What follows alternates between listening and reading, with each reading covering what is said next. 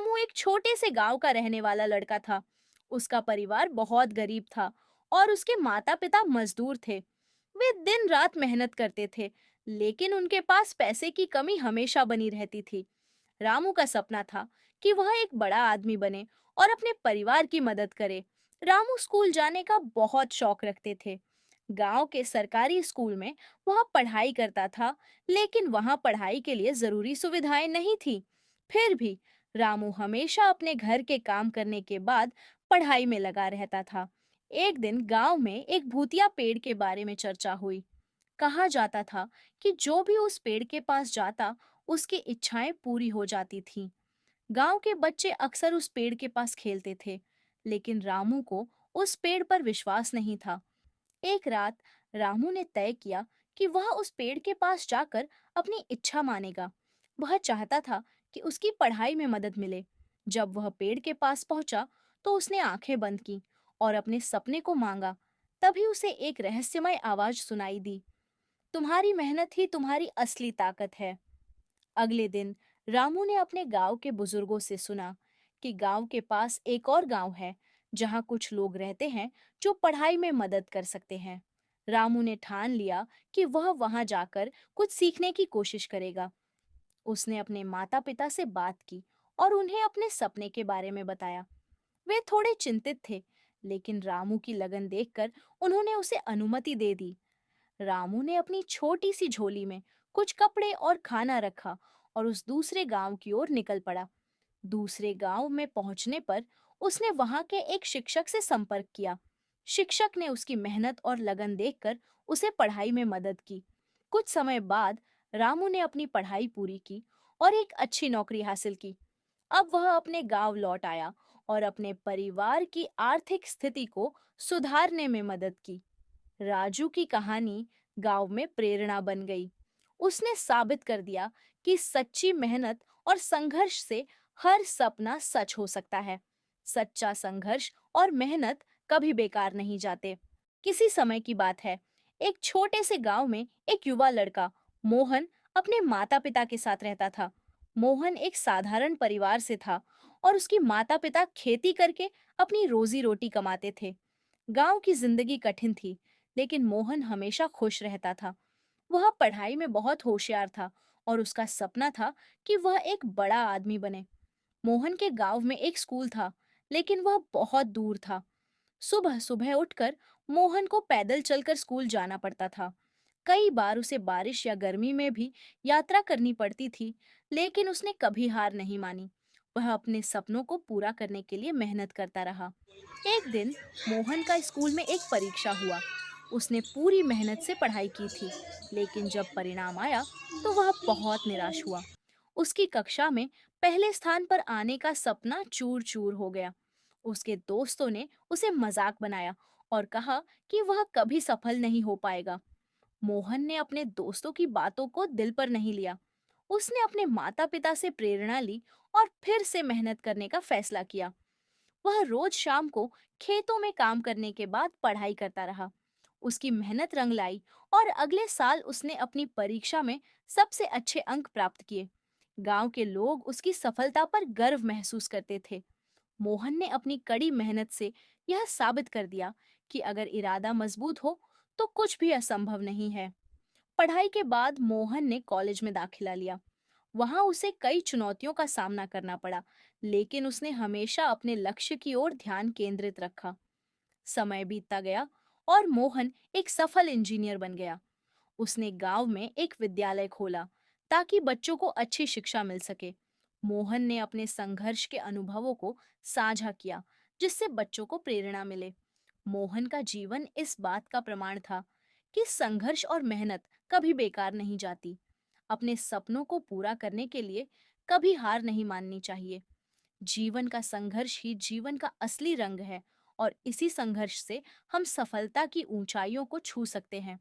रामलाल नाम का एक गरीब किसान गांव के छोटे से कोने में अपनी पत्नी राधा और बेटे के साथ रहता था। वह बहुत मेहनत करता, लेकिन उसकी किस्मत ने कभी उसका साथ नहीं दिया। गरीबी और तंगहाली में जीते हुए एक दिन राधा ने कहा, रामलाल, इतनी मेहनत करने के बाद भी हम गरीब क्यों हैं? क्या हमारी किस्मत में यही लिखा है? रामलाल बोला। राधा, मेहनत करना हमारे हाथ में है। नसीब कब बदल जाएगा कोई नहीं जानता। हमें कोशिश करते रहना चाहिए। दिन रामलाल खेत से लौटते वक्त एक साधु से मिला। साधु ने उसकी हालत देखी और कहा, बेटा, मैं तुम्हें एक आशीर्वाद देता हूँ। ये सिक्का लो, इसे संभाल कर रखना। ये तुम्हारी किस्मत बदल देगा।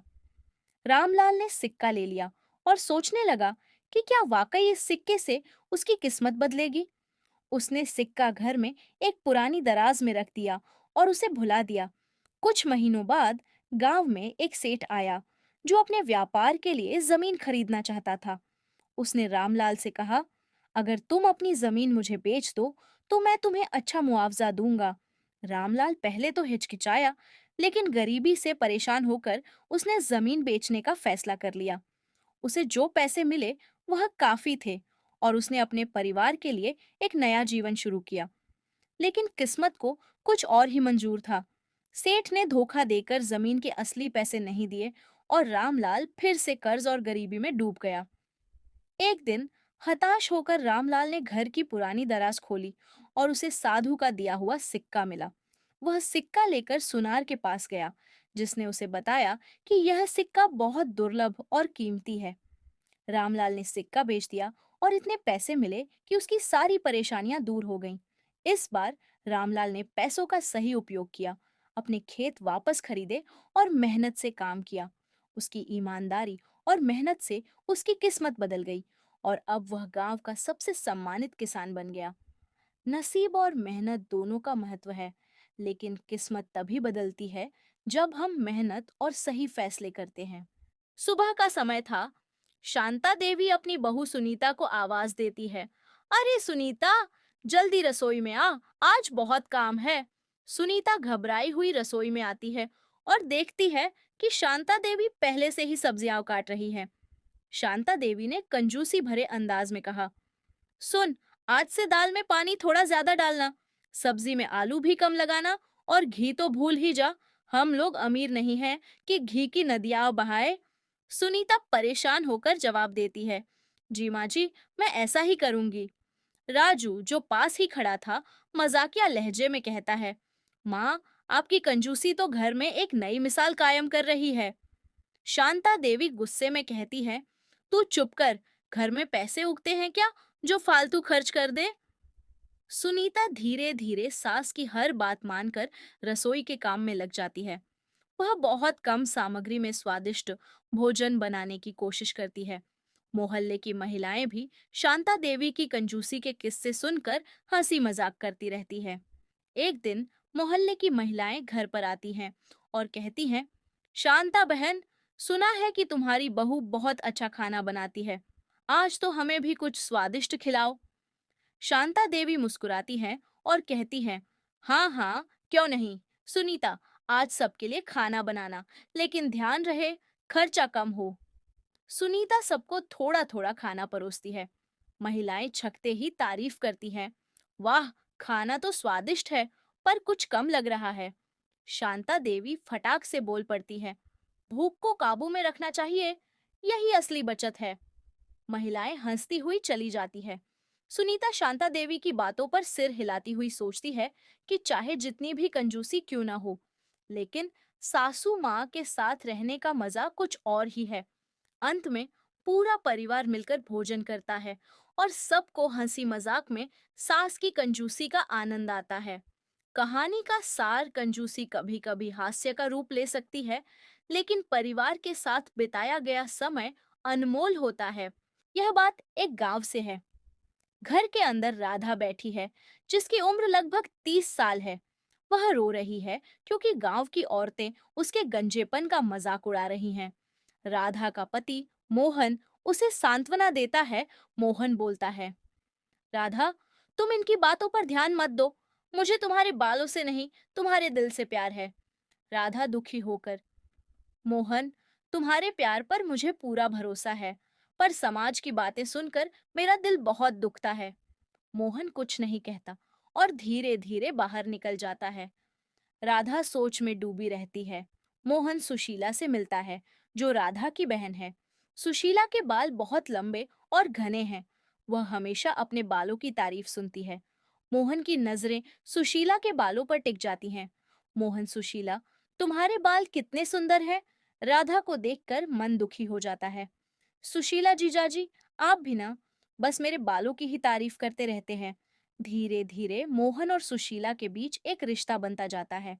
दोनों एक दूसरे के करीब आने लगते हैं। दृश्य 3। राधा खुद से। ये क्या हो रहा है? क्या मोहन मुझे धोखा दे रहा है?